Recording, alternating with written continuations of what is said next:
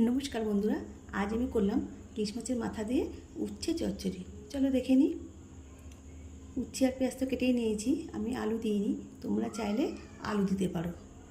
মাছটা আমি আগে ভেজে নিয়েছি, ওই তেলেই ফোড়ন দিয়ে দিলাম শুকনো লঙ্কা আর পাঁচফোড়ন। একটু ভেজেই দিয়ে দিলাম উচ্ছে আর পেঁয়াজ দিয়ে একটু ভাজা ভাজা করে নেবো।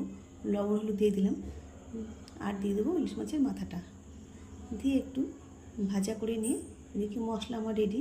সর্ষে আর কাঁচা লঙ্কা মশলা দিয়ে অল্প নেড়ে জল দিয়ে ঢাকা দিয়ে দেবো।